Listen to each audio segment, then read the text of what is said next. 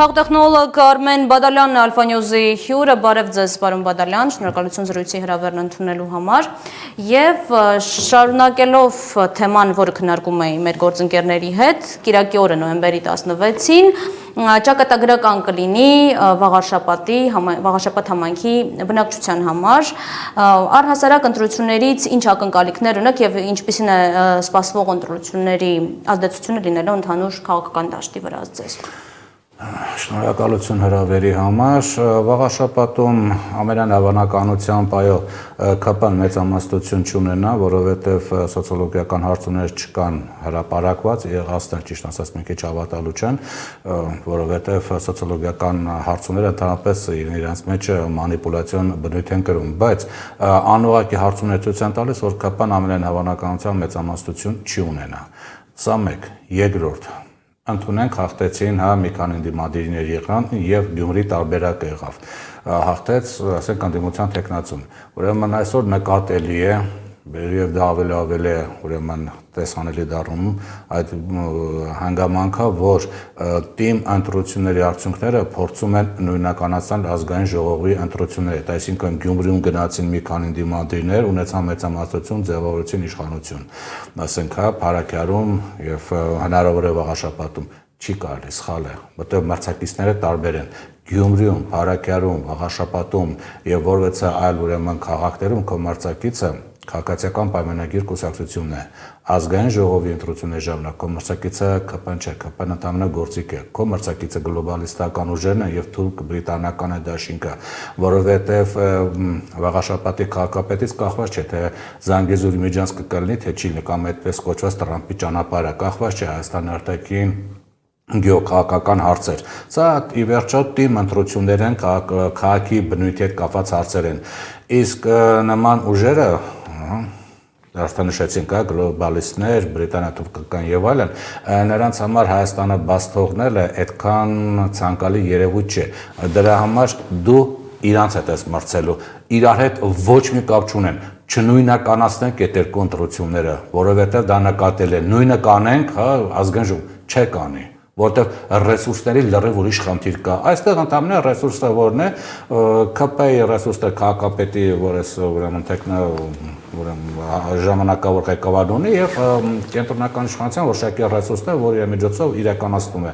բայց ազգային ժողովի ժամանակ քաղաքական ուժերը լրիվ այլ ռեսուրսներով են գնալու։ Դրանք լրիվ մեթոդաբանական սխալ է, չնույնականացնենք։ Չենք նույնականացնում, բայց որոշակի ընտրություններ, որոշակի բաներ կան, նմանություններ ամեն դեպքում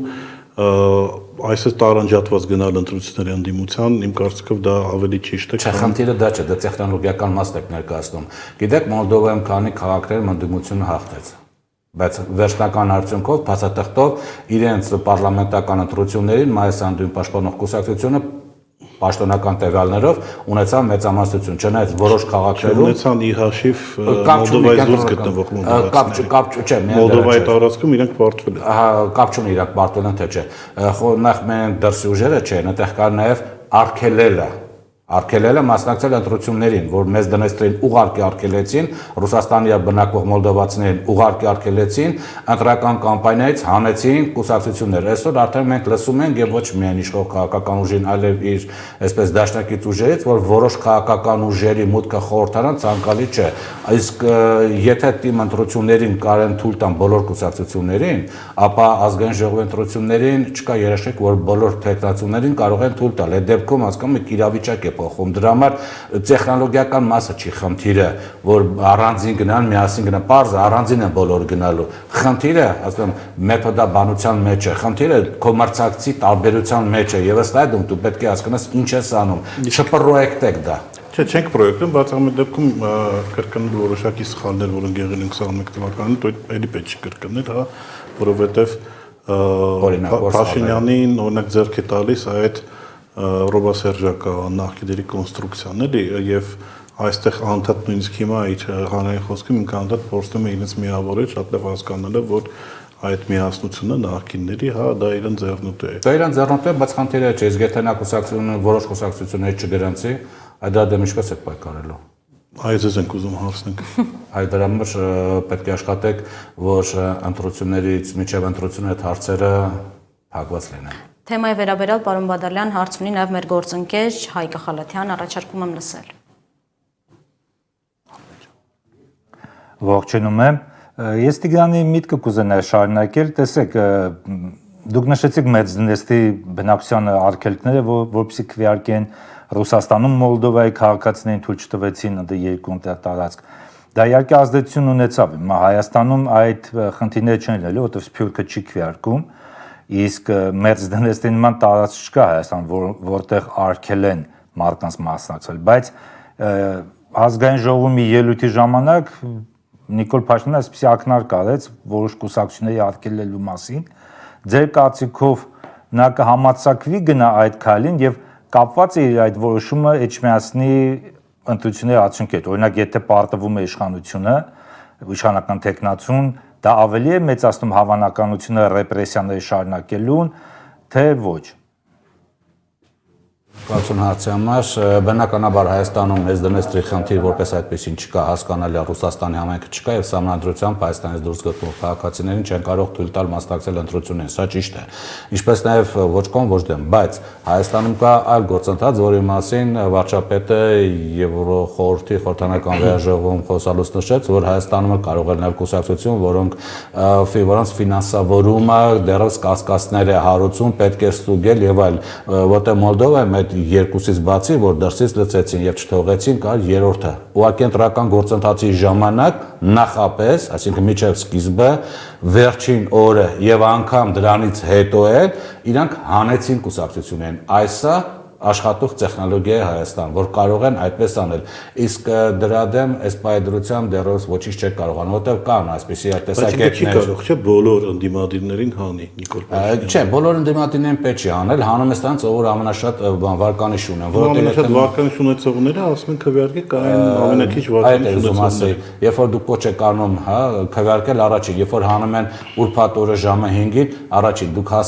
կհասցնեք կոչ անել, թե չէ, որտեղ դուք դատան եք տալու վերականգնվելու համար։ Դուք կարող եք չհասցնել, ժամանակ ավարտվի եւ ձեր կոչը արդեն շաբաթ օրը չտարածեն, որովհետեւ քարոզություն անել չի կարելի։ Սա մեկ։ Եվ երկրորդ,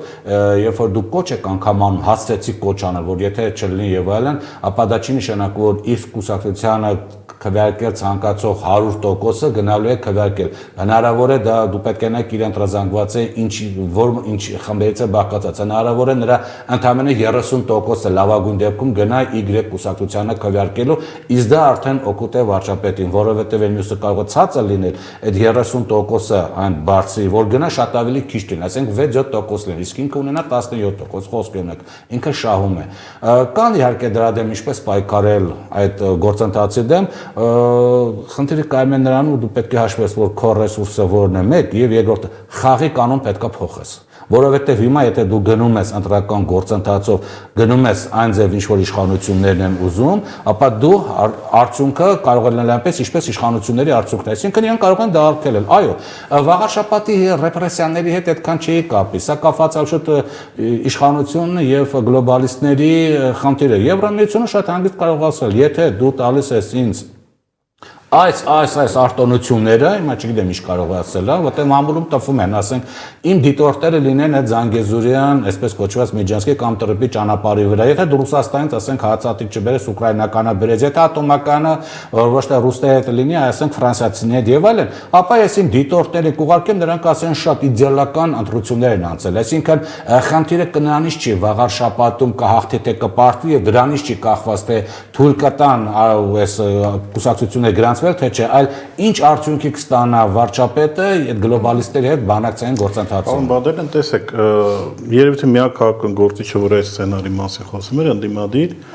թե չի թե միշտ Ռոբերտ Քոչարյանն էր ասելույցի ժամանակ, որ ասեց չհամարձակվեք Մոլդովայի սցենարը անեք, թե չէ հեղափոխություն եք ստանալու։ Սա եւս կանխարգելելու միջոցներից մեկն է։ Եվ ընդհանրապես ինչ պետք է անի ընդդիմությունը, եթե իշխանությունը ամեն դեպքում բերի հասցնի այդ ընտրություններին եւ ընտրությունների ժամանակ փորձի այսպիսի բաներ անել, այսինքն պետք է փողոց լինի ընտրության օրը կամ նախորդ օրը կամ դե պարզ է որ ընտրությունից հետո հաստատ պետք է լինի։ Իսկ հնարավոր է ընդհանրենք այդ ձևով գոնե զսպել Փաշինյանին այսպիսի քայլերի չգնալ։ Գիտեք, հիմա կա մի երևույթ, այդ փողոցն ասում է, փողոցը ճնշենք, փողոցի միջոցով անենք, փողոցը տարբեր ձևով փորձում են գործընթացի մեջ մտնել, բայց կա մի երևույթ, որը ցույց է տալիս Հայաստանում փողոցը որպես քաղաքական գործոն դադարել է գոյություն ունենալ, ինքը այլևս չկա։ Ուղղակի դեռևս մարդիկ այդ, այսպես ասած, հին ավանդույթով են, որ տեսնում են շատ մարդիկ են դուրս գալի, ասում են փողոցով կանենք, տեսեք, վարչապետը ամեն դեպքում ինքը վարկանիշ ունի, հենց չի, որ իր վարկանիշը 0 է։ Հա 15%-ա, թե 20%-ա, 17%-ա, 10%-ա, ինչ որ տոկոս կա մի խոսքով, էլի, բայց նայում եք իր ուրեմն եկե այս Հովանովանքի գնացած այս, հա, գործընթացը ինքը հազիվ վարչական ռեսուրսներով մի 1000 հոգի մարդ էր բերում։ Դեմ չեք կարող ենք ցույց տալ այդ նկար ռեզերվա Էջմիածնի հանրահավաքից Դել ասեմ։ Ուրեմն տեսեք, ինքը հազիվ 1000 հոգու մարդ էր կարող մել վարչական ռեսուրսով, երկրորդ անգամ շատ ավելի քիչ։ Մի մասը Թալինից, մի մասը Երևանից։ Ամեն ձևով մի մասը նաև իրավապահ համակարգից, որը քաղաքացիական էր հագնված եւ այլն։ Այսինքն անգամ իր ընտրազանգվածը, որը որոշակի, այսպես ասած, մտածելակերպ ունի, որը եթերային բարձր է բնականաբար, անգամ նա դուրս չի գալիս։ Նա կարող է Facebook-ում, տարբեր սոցիալական ցանցերում քննադատի եւ այլն, բայց անգամ նա դուրս չի գալիս աջակցելու վարչապետին։ Իդեպ, նույնը կարող եմ ասել մեր ձևով շարժմանը հանրահավաք արեց մոտապես, հա, տարբեր թիվ են ասում 15-ից 20000, 10-ից 20000, լավ ընդունենք 15000, բայց արդյոք 15000 մարդ է ընդամենը այս պահի դրությամբ պաշտպանում մեր ձևով շարժման եւ Սամվել Կարապետյանին եւ արդյոք 15000 մարդ է, որ դեմ է գործող իշխանություններին, չէ, շատ ավելի եւս կողմից ընդհատեմ, դե պարզ է որ օրինակ Քոչարյանի աջակիցների մի մասը կամ Կարապետյանի աջակիցների մի մասը չեն գալիս ցույցերի, որովհետեւ բյուջետային աշխատողները եւ այլն վախենում են։ Այստեղ ինչ պատկեր է Նիկոլ Փաշինյանը այդքան տոքսիկ անձնավորություն է դարել, որ իր համար դուրս գալ արդեն խնդիր է։ Դուրս չեն գալու, դու փողոցի գործոն է վերածել։ Ուղղակի մարդիկ այլևս փողոցով չեն ուզում շփվել։ Ինչի՞ չեն եկել օրինակ այս հանրահավաքի։ Որտեղ չեն ուզում։ Մարդիկ էլ փողոց չկա, մարդիկ ուղղակի չեն ուզում այդ փողոց դուրս գալ։ Իրանց սիրելի վարչապետին չեն ուզում ցույց տան, որ աջակցեն։ Չէ, իրանց մարդկանց պոտենցիալը մնացել է։ Գնանք քվեարկեն, վերջ, ուրիշ ոչ մի բան։ Հասկանում եք, նաև միտինգի ժամանակ էլ ասենք, հա, պետական հիմնարկների աշխատող, բայց բոլորը չեն, չէ՞ որ երկրորդ նախագահի կամ ասենք, հա, Սամվել Կարապետյանի կողմնակիցներ պետական հիմնարկի աշխատողներն եւ այլն։ Կան նաև մարդիկ, որոնք պետական հիմնարկներ չեն կամ չեն աշխատում կամ մասնավոր բիզնեսմեն կարող են գալ, բայց ընդհանրապես գալիս է 20000 այստեղ, իսկ այստեղ ավելի քիչ է գալիս, հա։ Այսօրվա հանրահավաքինը այնպես չի, չէ՞ որ ասենք ԿՊ-ն հանրահավաքում ուներ, իդեպ ուներ այսքան քիչ մարդ։ Ինքը հաստատ էս եկածներից ավելի շատ մարդ ունի։ Կամ վերցնենք Գյումրին, Վարդան Ղուկասյանին կալանորություն, Վարդան Գյումրիում այդ բոլոր անդիմադիր ուժերի քաղաքապետն է, նա միայն կոմունիստական կուսակցություն հասկանալի ուղղակի կուսակցության համար է, նա բոլոր անդիմադիր ուժերին է։ Հիմա հաշվեք, բոլոր անդիմադիր ուժերը քանի ձայն են միասնական ստացել միասին եւ քանի մարդ դուրս եկա Վարդան Ղուկասյանին պաշտպանելու եւ ինչքան տևեց այդ պայքարը, հա, մի 3 ժամ, ընդամենը 700 հոգի, բայց հաստատ դրանից շատ էր, չէ, ընդեղ էլ դուրս չեն գալի։ Այս երևույթն է, որ արդեն սկսվում է Հայաստանում ամբողջովին նկատվել։ Ուղղակի մարդիկ այլևս տարբեր պատճառով դուրս չեն գալի։ Դրա փողոց պայքար, դրա համար երբ որ դուք նշում եք, որ մենք հեղափոխական իրավիճակ ստեղծենք, հեղափոխական իրավիճակի համար պետք է որ մարդիկ դուրս գան, հա 20000 դուրս կգան, լավ 30000 դուրս կգան, ոնց որ սրբազան շարժման ժամանակ դուրս եկան, դիմադրության շարժման ժամանակ դուրս եկան եւ այլ մանետ շարժումների ժամանակ դուրս եկան ազգային կոմիտեն եւ այլն։ Ու վերջ։ Դրա իսկ այդքանով 20000, 30000 հեղափոխական վիճակ չի կարող ստեղծել։ Դա է արդեն կանոն նաև բավական լուրջ խնդիր, որ հեղափոխական իրավիճակ չի կարողանալ։ Այդ դրա համար դա պետք է հաշվի առնեք, որ առաջին վարչապետի ուժեղ կողմերը որոնք են։ Իշխող քաղաքական ուժի թույլ կողմերը որոնք են ինչ ռեսուրս ունի։ Օրինակ Եվրոմիությունը իր ռեսուրսն է։ Եվրոմիությունը մայիսի 4-ին գիտեք քաղաքական համայնք է տեղի ունենալու, որ իշխող քաղաքական ուժը 20%-ով, այսպես ասենք, հա, ռասկրուտկա է անելու, PR ակցիա անելու հոգուտ իրեն, որը հոգուտ իրեն աշխատելու է։ Այսինքն ինքը ունի ռեսուրսներ, այ ընդդիմությունը պետք է մտածի։ Առաջին, ոնց եմ անում, ինչ ռեսուրս եմ ես կարողանում ձեռք բերել, հակադրել դրան 1 եւ երկրորդ, ինչպես եմ ես իմ խաղի ձևով գնում, որովհետեւ այս փողոցային խաղը վարչապետը լավ գիտի, ինքը ի վերջո փողոցը երկաժամանակ, այսպես հա փողոցի գործիչ է եղել, ինքը այս փողոցային տեխնոլոգիաները լավ գիտի, ուրեմն դու պետք է այնպեսի տեխնոլոգիական գործընթաց իրականացնես, որ ինքը չի իմանում։ Այդ դեպքում դու կհաղթես, միանշանակ կհաղթես, բայց դրա համար առնվազն քեզ պետք է նաև արտաքին աջակից, որովհետև իշխող քաղաքական ուժը ունի Եվրամիության, Թուրքիայի, Բրիտանիա, Ադրբեջան, Իսրայելը կապված, ասենք, Զանգեզուրի միջանցքեր։ Երկուսի աջակցություն ունի, նաև Ամերիկան, ասենք, զուտ Զանգեզուրի հետ կապված, այսինքն ինքը 2.5 դրսի աջակից ունի, առաջինը քեզ պետք է աջակից։ Եվ մի քանի այլ գործոններ։ Մենք ԱՄՆ-ին կներեք, ԱՄՆ-ին կանդրադառնանք, ուզում եմ մեջ միասին թեման ուղղակի փակենք։ Շատերը կարծում են, այդ թվում ես, որ եթե իշխանությունը հաղթի Էջմիածնում, Վաղարշապատում, գրոհելու է մայրաթորը։ Դուք համաձայն եք կարծիքիդ։ Հավանականությունը մեծ է, որ եթե իրոք հաղթի, գիտեք, գրոհել ասել ինչ նկատի ունեք, այսինքն այսինքն փորձել է գրավել վեհարանը, շենքը կարող է գրավել։ թվականին եղավ, շենքը կարող է չի կարող նշանակել Ստեփանին, չի կարող նշանակել, չի կարող դա անել։ Դե Ռոմանոս Պետրոսյանի նշանակեց, Ռոմանոս Պետրոսյանը նշանակեց, որովհետև ինքը ուներ ՀԿՑ, որը վերցեց եւ ինչ որ տենց օրենքներով, ստե համանդրությունը ուղղակի արկելում է կրոնական կազմակերպությունը եւ պետական բան այդ ապարատը իր այդ որևիցե կազմակերպորը ցարություն չունեն։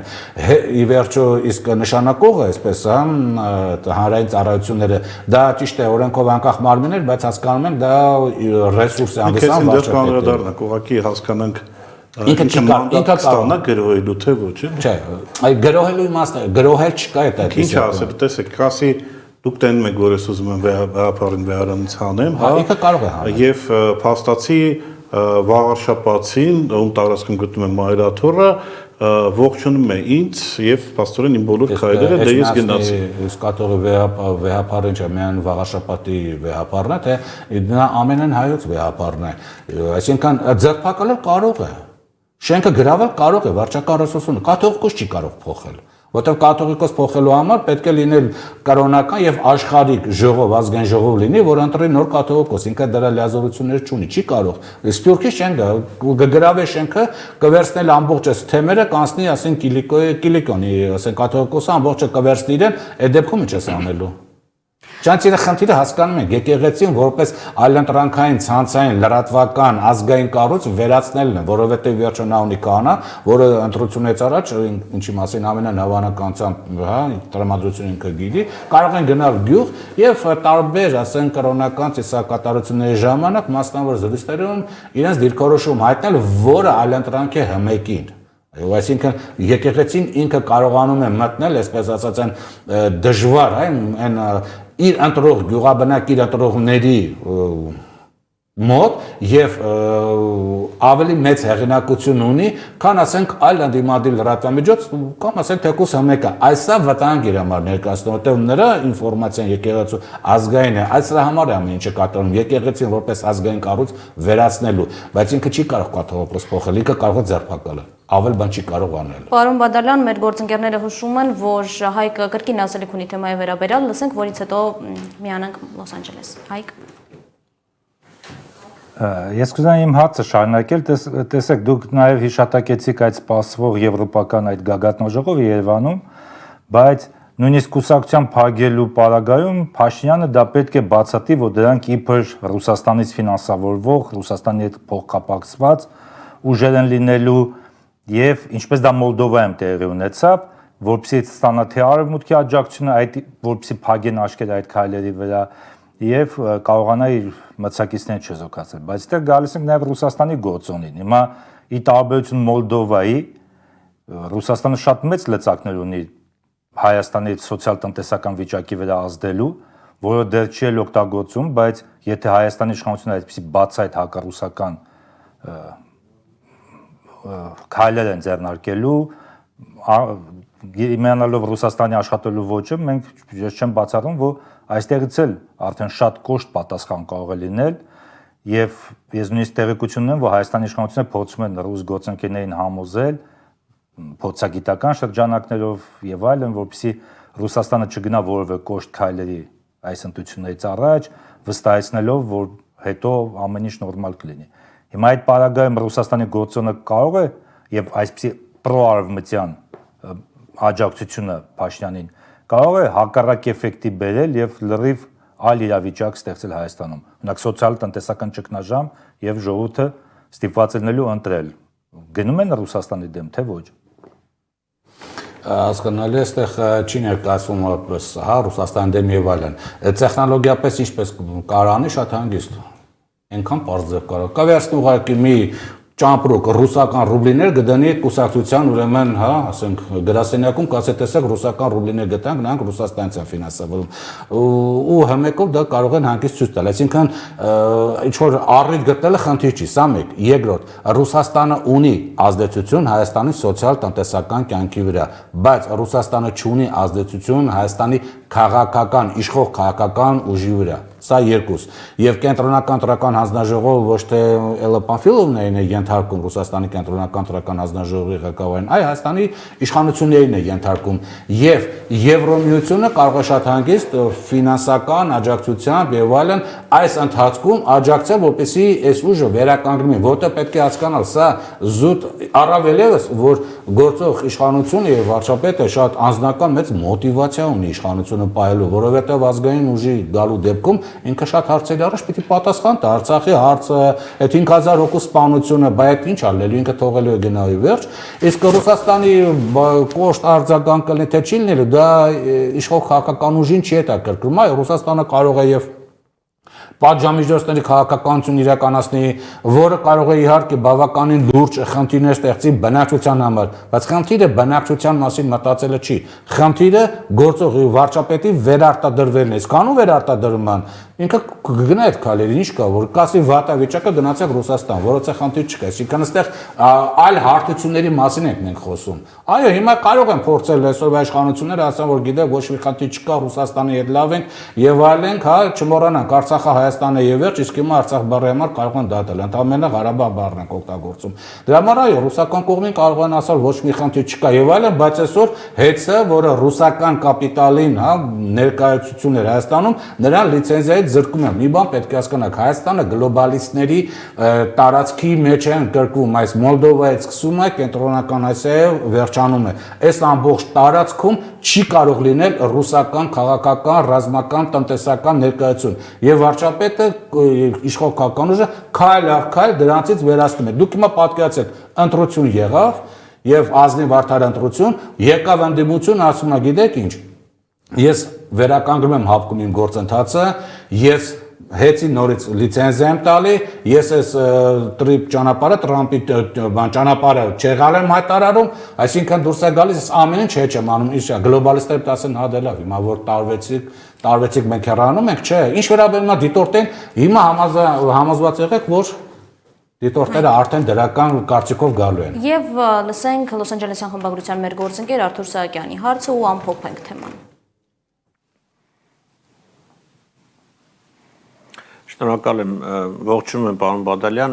թեև մասամբ պատասխանեցիք հարցին, բայց այնուամենայնիվ փողոցի մասով տեսեք, մենք միշտ լսում ենք, որ 100,000 մարդ հավաքվի, հեղափոխություն կլինի, այսինքն իշխանություն հրաժարական կտա, այդ թվերը կարծում եմ պատահական չեն, գունավոր հեղափոխությունների տեխնոլոգիաների մասնագետները, գաղափարախոսները կարծում են, որ յուրաքանչյուր երկրում մոտավորապես 3.5% կազմակերպված ուրեմն զանգվածներ դուրս բերելու փոխարեն հնարավոր է ուրեմն անել հեղափոխություն եւ այսօր այդպիսի փորձ է արվում նաեւ Միացյալ Նահանգներում վերջին փորձի ժամանակ մոտավորապես 7 միլիոն էր դուրս եկել փողոց նրանք կարծում են որ 10 է պետք որտեղ Միացյալ Նահանգների 3.5%-ը բնակչության մոտավորապես 10-11 միլիոն է անում եւ Հայաստանում էլ մենք հաճախ լսել ենք 100,000 թիվը դա եւս 3.5%-ն է բայց այդ 100,000-ը նույնիսկ եթե այսօր դուրս գա ես կարծում եմ հեղափոխություն չի լինի որովհետեւ այնտեղ պետք են բացի մարդկանց քանակությունից կազմակերպված խմբեր որոնք անցել են տրեյնինգներ այդ սիմվոլիստիկան ամեն ինչ այդ այսինքն պատրաստված են եւ չափազանց կազմակերպված խմբեր, այդ խմբերը այսօր գտնվում են Նիկոլ Փաշինյանի, այսպես ասած, ազդեցության ոլորտում, որովհետեւ մենք տեսնում ենք իրենց ռեակցիաներից ամեն դեպքում։ Ես ուզում եմ նաեւ հարցնել ձեզ վախի գործոնի մասին, թե ինչ ազդեցություն կունենա ընտրությունների վրա։ Հիմա տեսեք, ես չեմ բացառում, որ վաղը կարող են եւ կաթողիկոսին ձերբակալել եւ նախկին նախագահներին Եվ այդ ամենի նպատակը կարծես թե Նիկոլ Փաշինյանը գնում է վաբանկ իշխանությունը կորցնելու ինքը որևիցե այսպես ցանկություն չունի, որովհետև եթե նախկինում իշխանություն գալուց առաջ ասում էր, որ կամ ես կլինեմ վարչապետ, կամ Հայաստանը վարչապետ չի ունենա, կարծես թե հիմա վերաձևակերպելու է դա, կամ ես պետք է մնամ իշխանության, կամ Հայաստանը չի լինելու։ Եվ այս պայմաններում չի կարելի բացառել, որ այդ ռեպրեսիաները շարունակվելու են, հերթով բոլորին տանելու են կալանքի, ինչպես դուք ասացիք, գործ արկելը այդ խնդրեմ չէ, եւ վախը որքանով դեր կխաղա ընտրությունների մասնակցության եւ արդյունքների վրա եւ Էջմիածնի դեպքում եւ ընդհանրապես գլխավոր ընտրությունների ժամանակ։ Իհարկե վախի գործոնը ինչ որ չափով դերակատարություն ունենում է ընդհանրապես եւ ունեցել է Հայաստանում սկսած 95 թվականից մինչև օրս, բայց ասել որ ամեն ինչ վախով է կապված եւ վախի պատճառով ինչ որ նա կվերարտադրվի, չէ, սա մի քիչ ավելի բարդ գործընթաց է, կամ վախը ինչ որ վերաբերում է փողոցի հետ կապված։ Փողոցի հետ կապված բերենք օրինակներ 96 թվական նախագահական ընտրություններ փողոցը դուրս եկավ, անգամ գրավեց ազգային ժողովի շենքը, որվեց արդյունք չեղավ։ 2004 թվական փողոցը դուրս եկավ, ոչ մի արդյունք չեղավ։ 2008 թվական փողոցը դուրս եկավ, ոչ մի արդյունք չեղավ։ 2013 թվական Ռաֆայել Հովհաննիսյանի նախագահական ընտրությունները փողոցը դուրս եկավ, ոչ մի արդյունք չեղավ։ 2018 թվականը փողոցով չի եղել, դա պայմանավորված իշխանահանձնում է եղել։ 2020-ի ձմեռ 21-ի գարուն հայրենիքի փրկության շարժում փողոցը դուրս եկավ, որևէ արդյունք չեղավ։ 2022 թվական դիմադրության շարժում փողոցը դուրս եկավ, ոչ մի արդյունք չեղավ։ 2023 թվական ազգային կոմիտեն փողոցը դուրս եկավ, ոչ մի արդյունք չեղավ։ 2024 թվական Սրբազան շարժում փողոցը դուրս եկավ, ոչ մի շարժում չեղավ։ Ես չեմ ասում անգամ Գյումրիի փողոցը, ես չեմ ասում 150 դրամ, այդ փողոցը որ դուրս եկավ, որ 100 դրամ սարքել, այսինքն մենք տեսնում ենք, որ այս ընթացքում փողոցը որպես այդպեսին գործոն չեղավ։ Իսկ հիմա 100,000 մարդ ուղարկի չի կարող դուրս գալ, որտեղ այդքան մարդ չկա, ուղղակի որ ասում ենք փողոցը ինչի չկա, շատ դեպքերում դուք մարդկանց քանակը եւ պայքարող մարդկանց քանակը դա մի քիչ տարբեր բան է, այո, կարող են լինել, մոտ 2.5 միլիոն մարդ Հայաստանում, բայց պայքարող մարդկանց թվականը բավականին պակասում է։ Նաեւ շատ գործոններ կա, որտեղ փողոցով էլ տեսնում են, որ ոչ մի անգամ չի եղել, եւ դա է նաեւ պատճառը, որ ուղղակի այլևս անիմաստ են գտնում փողոցով ինչ որ բան կա, այդտեղ անտարբերության գործոններ կա, այդտեղ փողոցը ընդհանրապես դերակատարություն չունենալու մեջ այսինքն տարբեր պատճառներ կան, որ ուղղակի փողոցը ոչ մեկի համար չի աշխատում այս պայդրությամբ։ Իսկ 100,000 մարդ դուրս բերելու համար դուք պետք է բավականին կազմակերպչական, ֆինանսական եւ այլ ուրեմն ռեսուրսներ ունենաք, իսկ իշխանությունը հաստատ փոքր Հայաստանում թույլ չի տալու, որպեսզի դու կարողանաք ալընտրանքային, որտեղ 100,000 մարդու բերել, դու կարող ես փողով բերել այդքան մարդու։ Փող տաս, ասենք օրական 10,000 դրամ փող տաս, այդ մարդը դուրս գա, բայց այդ ցանցը ֆինանսական աշխատացնել փոքր Հայաստան ուղղակի անհնար է։ Դրա համար դու դա չես կարող անել։ Դրա համար դու պետք է մտածես, իսկ ինչ պետք է անեմ, որպեսզի հասնեմ ընտրություններ եւ վարչապետը ինքը արդեն ուրիշ մարդ լինի։ Այո, պարոն Բադալյան, անդրադառնանք նաև այլ ոչ պակաս կարևոր թեմաների։ Հանրային ծառայությունների կարգավորող հանձնաժողովը այս շաբաթ սկսեց քննարկել Հայաստանի էլեկտրական ցանցեր ընկերության էլեկտրաէներգիայի բաշխման լիցենզիայից զրկելու հարցը։ Փորձենք հասկանալ հանձնաժողովը որքանով է թափանցիկ որոշում կայացնելու ընթացքը։ Ես ինչ կստա թափանցիկ լինելու հանձնարարությունը ստացվել է, որ 3 խոշոր ձեռնարկություն կա ռուսական կապիտալով, որ պետք է Հայաստանից գնան։ Առաջին հեծը վերցվում է, երկրորդը դա 26 թվականի աշնան դեկտեմբերի վերջին ավարտվում է 30-ամյա երկաթգծի այդ արենդա վարձակալության ժամկետը մեխանիկորեն չեն երկարացնում եւ հեռանում է, մնում է ընդամենը Գազպրոմ Արմենիա, ոնց է դա հիմա կոչվում, այդ ընկերությունը, որն էլ ինչ որ մեկ այլ ձևով կարող են շատ հանգիստ վերցնել, եթե ադրբեջան լեզու են գտնում, եթե մնում է իշխանությունը ադրբեջան լեզու են գտնում, ապա ինչ որ ձևով դա վերցնում են եւ ատոմական էլ ասենք ուրիշ գործընկերոջ հետ պայմանագիր կնքում, չգիտեմ մոդուլային եւ այլն, ու տեղից դուրս են գալ, այսինքն 4 ընկերություններ դուրս են գալ։ Եթե նկատեցիք հայաստան-ռուսական կապիտալ ելևս հեռահաղորդակցության ոլորտում, որպես այդպեսին չկա, սուսուփուս տեղից հանեցին, բանկերից մեկն է մնացել VTB-ն, որին կարելի է լիցենզիայից անել եւ այլն։ Այստեղ կարևոր չի թափանցիկ չի, բնականաբար ոչ մի թափանցիկ չկա։ Կա խնդիր դրված։ Այս տարածքը պետք է մաքրվի ռուսական, ռազմական եւ կապիտալ ներկայությունից։ Դա նշանակում է, որ ոչ միայն այդ հեծը պետք է լիցենզիայից զրկվի եւ այլ սահմանապահ զորքեր այստեղից պարտադիր պետք է դուրս գան, ռազմական բազան պարտադիր պետք է դուրս գան եւ պետք չի մտածել, որ եթե այսօր դրա մասին չեն խոսում, ասում են դա մեր օրակարգում չկա, որ այդպես չէ, չմոռանանք, որ այս իշխանությունները որ ասում էր ամենակարևոր Արցախ Հայաստանը եւ վերջ, իսկ հիմա Արցախի վերաբերմունքը քաղաքացին տուգանվելու մատերիալ չէր, իսկ հիմա տեսնում եք իշխանը մեծացած, այսինքն ինչ որ ասում են հակառակն է լինելու, բայց ընդհանուր տենդենսը դա ռուսական կապիտալը պետք է հեռանա։ Իսկ որքանով է հավանական, որ մոտեցող ընտրական գործընթացները ազդեցություն ունեն հանձնաժողովի որոշումների վրա։ Հանձնաժողովի ազդեցությունների վրա ազդեցություն ունեն միայն Օրինակ ինչպես ասում, եթե պարտվի իշխանությունը, լավ պարտվի, ինչ որ ձևի սիգնալ չի ազդարժան, թե կոպիտ ասած վաբանկ են գնում, Չէ, դրանք իրանք հանձնարարություն ուրիշ տեղից են ստանում, լրիվ ուրիշ շենքից են ստանում, այստեղ մուտիկ մեջ չեն կա, էլի։ Չէ, բայց ամեն դեպքում իրանք մարդ են, չէ՞, ընդհանուր նույն Չէ, իրանք հրաման կատարում նույն ՀՑԿ-ի հրաման կատարում շատ լավ հասկանում է ինչ ապագա իրեն սպասում, եթե հանկարծակի ապագան լավ չլինի, էլի, Այնքը մտածում է դեպքում ճամպրոկը վերցնելու գնա։ Ինքը մտածում է այսօր ես պաշտոն ունեմ, այսօր ես ենթարկում եմ ինչ մարդուն վաղ ինչ կլինի, եկեք մտածող մնա վաղվա մասին։ Այսօր ինքը հրամանին է բանան սպասում։ Ոչ թե սպասում կատարում է կոնկրետ հրաման կառույցը։ Ինքը կատարում է ստացված հանձնարարությունը, ինչ պետք է դե ֆակտո իհարկե հասկանալի։ Դե յուրը ամեն ինչ ճիշտ է, սահմանադրության համապատասխանում է, սահմանադրության շրջանակներում գործում է, բայց ամենահավանականությամբ նման երկրներում, երբ որ կան ազնիշխան կառավարման համակարգ, երբ որ ամբողջ պետական ապարատը եւ ոչ միայն դի մարմինն է, դատական համակարգ եւ այլն, նաեւ սահմանադրությամբ ստեղծված անկախ մարմին չի կարող լինել, նրանք բոլորը պետք է ենթարկվեն կոնկրետ մեկ մարդու շահերի սպասարկմանը։ Դրա համար այդ համակարգում առանձին կառույցների դա ֆուտբոլի ֆեդերացիա, համալսարան, գյուղապետարան, ինչ որ այդ կառույցը, հանրային ծառայությունները եւ այլն, բոլոր կամ այդ դատական եւ այլն, բոլորը մեկ քաղաքական ուժի եւ նրա ղեկավարի շահերն են սպասարկում։ Նրանք ուրիշ տեղից սիգնալ չեն սպասում, ազդանշան, որ այ եթե վաղաշապատում հաղթեց անդիմությունը, ուրեմն բերեք մենք ձգձգենք, չէ, դեպքում եթե փորձի ձգձգի, ավելի հավանական է, որ ինքը չի լինի այդ կառույցի ղեկավարը, շատ արագ այդ կառույցի ուրիշ ղեկավար կունենա, որը կիրականացնի, որտեղ սա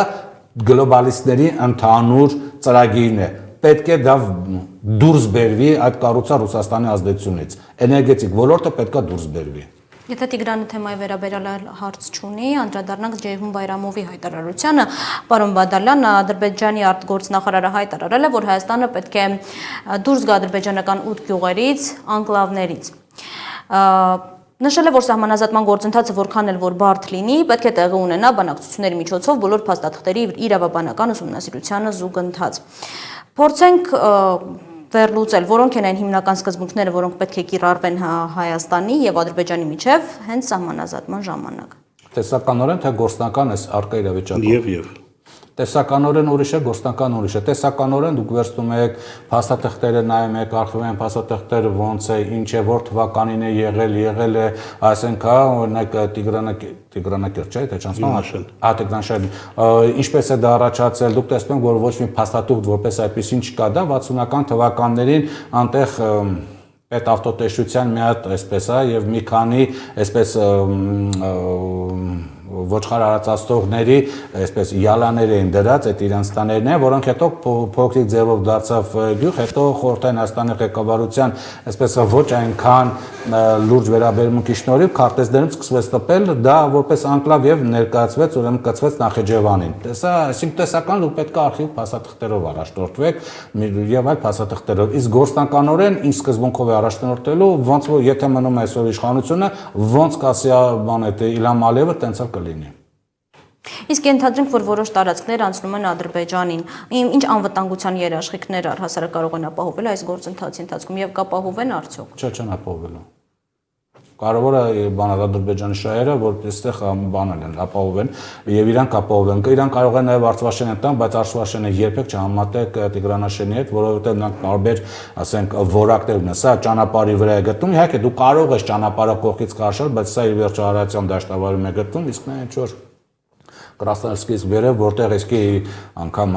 եթե անգամ ճանապարհը դրեցին, ոչ ոք չի գնալ ունդեղ ապրել, որովհետև դու պիտի այդ գյուղը փաստային իր հողերով շալարերով քաշես եւ այլն։ Այսինքն Ադրբեջանի բոլոր անկլավները ֆոնայում եք Հայաստանի կարևոր ճանապարհների վրա են։ Հիմա դու պետք է ճանապարհները փոխես, բայց խնդիրը կայանում է նրանում, որ ինքը Ադրբեջանը հաղթող կողմն է, բնականաբար իր պահանջով է տեղի ունենալու։ Մատը, որ կետի վրա ցույց տվես, նայել ինքը ստանալու է։ Իսկ ո՞րն է լինելու Ադրբեջանի հաջորդ պահանջը արդեն անկլավներից հետո։ Ամենահավանականությամբ բնակչության գալը։ Ամենահավանականությամբ բնակչության ինչ-որ չափով վերադարձը հատկապես ունիկ։ Ես երկու հարց ունեմ, պարոն Բադալյան։ Հիմա տեսեք, դուք հազես իշխանությունը միատար է, հա, այսպես եմ պատկերացնում, հա, եւ կարողանում է ճնշել բոլորին, նույնիսկ իր բաների մեջ, հա։ Հիմա այս ուղղակի երկու միջադեպ կար այս անցած շաբաթ, որը բավականին հետաքրքիր է։ Առաջինն է Փաշինյան Անդրանիկ Քոչարյան, հա, այս չեմ կարող ասեմ փոխհրաձգություն բան, բայց ինչ որ արհամարական վիճակներ գնացին, հա, եւ երկրորդը որ Փաշինյանը ջղայնացավ եւ լքեց ԱԺ-դահլիճը, երբ որ տեսավ քվորում չկա։ Սա ինչ է նշանակում եւ Ալեն Սիմոնյանն էլ գնաց հետևից, մենք բոլորս տեսանք, հետո չգիտեմ օբրոսն ասած ծեծվաչնիկի նման հետ եկավ, այսինքն սա ինչ է նշանակում, ներսը ինչ որ խմորումներ կան, ինչ որ կլաններ կան, թե Փաշինյանը փորձում է վերջնականապես կոտրի, չգիտեմ, ԿՊ-ում քիչ թե շատ անձ լինելու, հա, ինդիվիդուում լինելու այդ հակումները, այսինքն սա ինչ էր, ընդ որում առաջ իրենք հասնում են մենք մեր ներքին հարցերը մեր ԿՊ ժողովների ժամանակ լուծում եւ չենք հանդուրժում։ Այստեղ արդեն հանրայնացում է, սա ինչ է նշանակում, ճաք է արդեն ԿՊ-ում, թե Չէ, ասել որտեղ իհարկե միատար չէ, որտեղ այն կառույցը, որը արդեն իշխանություն ունի եւ բավական երկար, եւ նրանք այս ընթացքում արդեն իրենց տեղերը բավականին շատերը ամրապնդվել են, հա, եւ ֆինանսապես եւ ազդեցությամբ, բնականաբար միատար չէ, այնտեղ տարբեր մարդկանց շուրջ տարբեր խմբավորներ կան, որ միմյանց դեմ անգամ կոմպրոմիտային բան այդ պայքար են մղում, դա հիմնական ինչի համար, որպեսզի ավելի մոտ լինեն, այսպես թիվ 1-ին եւ իրանց խմբավորումը լինի իշխողը եւ իրենց խմբավորումը լինի, ասենք հիմնական ֆինանսական եւ քաղաքական հարցեր լուծողները։ Այդ խմբավորումների արկայությունը որևէ բան չի տալ, ասենք դա ճաքեր չեն, որովհետև վերջնական որոշումը կախված է կոնկրետ մեկ մարդուց։ Հա, ինչ որ մեկը Անդրանիկ Քոչարյանն կարող է ինչ որ վիճաբանություն լինի, բայց Անդրանիկ Քոչարյանը, ասենք, չունի որևէ ազդեցություն, ինչ որ հա քաղաքական կամ ինչ որ հա պատգամավորական մեծ խմբերի վրա կարող է մեր կողքի իր հետ, ասենք, ընկել լինեն, բայց ինքը որ ասեք ունի ինչ որ կոպիտ ասած ինչ որ կլանային համակարգ, որ ասենք տեխնացու, որոնք քաղաքապետեր են, գյուղապետեր են, դատախազություն ուժային կառույց, այդպես բան չկա։ Ինքը կարող է ինչ որ հարցի շուրջ ինչ որ անհասկանալի պահ եղել ու վերջացել գնացել է։ Այո, ինչ վերաբերում է ազգային ժողովի այդ քվորում չլինելուն, դա էլ հիմա հարց է, թե իրական քվորում չկար, թե միտումնավոր ստեղծվեց կոնկրետ ասեք մեկ մարդուն ցույց տալու, որ դու ընտրությունից հետո այլևս ԱԺ-նախագահ չես լինելու, էլի, որտեղ չես կարող կառավարել, ասենց որ դժվար ասել, դա ով իրականում արեց կամ չարեց, էլի, բայց դա արդեն մանր ինտրիգային հարց է, դա Ինչն է, բան բադենա, տեսեք, հիմա այ իշխանությունը մեկ մարդու է, միատար չէ, մեկ տեսեք, մարդու։ Անդրանիկ Քոչարյանը մեկ երկու հոգու վրա ազդեցություն ունի, չգիտեմ, Ալեն Սիմոնյանը ինչ որ կանանց բրիգադ ունի, որոնց վրա ազդեցություն ունի պարլամենտում, հա, եւ չեն ཐակսեմ որ լավ հարաբերություն ունեն։ Այսքան հնարավոր է, այսպես նեղացվածության, վիրավորվածության կենտրոններից, այսպես քաշեն ինչ որ X բային Սիմոնյանը նեղանա Փաշինյանից իր 5-6 հոգով դուրս գա, չգիտեմ։ Անդրանիկը դուրս գա եւ այլն։ Չի կարող, որովհետև տեսականորեն կարող է երկու падգամավոր դուրս եկան, տեսականորեն կարող է, բայց խնդիրն է, եթե ինքը դուրս եկավ, ինքը քաղաքական ապագա չի ունենալու։ Իսկ արդյոք իրանք այն սկզբունքայնությունը դրսևորեն, որ հանուն ինչ որ մի բանի պետքա դուրս գան, ինչի դուրս գան։ Հասկանում եք, հանուն նեղացվածություն դա զգացմունքայնություն է։ Ինչն է իրենց ստիպելու, ասենք որ դուրս գան եւ ինչ անեն, մտածեն որ հետո 26 թվական մենք առանձին ուժով են գնալու ընտրությունների։ Հասկանում եք, իրանք իրար դեմ կարող են ինչ որ նեղացվածություն լինել, բայց իրանք խմբերի միջև պայքարը գնում է ոչ թե ինչ որ բաների, ասենք լիդեր լինելու, այ առաջինին ավելի մոտիկ լինելու համար, դա շատ տարածված երևույթ է տարբեր։ Բերեցի իմ վերջին հարցին, մեր վերջին հարցին կարելի է այսպես ասել, impeachment-ի թեման փակվեց։ Գիտեք, սենց ասեմ, նայած այդ հարցին ինչպես կմոտենաք, որովհետև տարբեր բան կա, էլի, ասենք Շատերը ասում են արհեստացին թեման։ Այո, ես գիտեմ, ուրեմն նայած գործիքը ինչպես է օգտագործում։ Կա գործիք, որ դու այն ինչպես ուզում են օգտագործել, դա արհեստացիներ։ Դա իրոք արհեստական ձևով ուզում են գործիքը փչացնել, բայց պետք է ասենք տարբեր մոտեցումներ դրսևորես տարբեր քաղաքական գործընթացների վերաբերյալ եւ պետք է ուղղակի հասկանալ թե ինչ նպատակներ ունես։ Ընդհանրապես այսքան ասենք։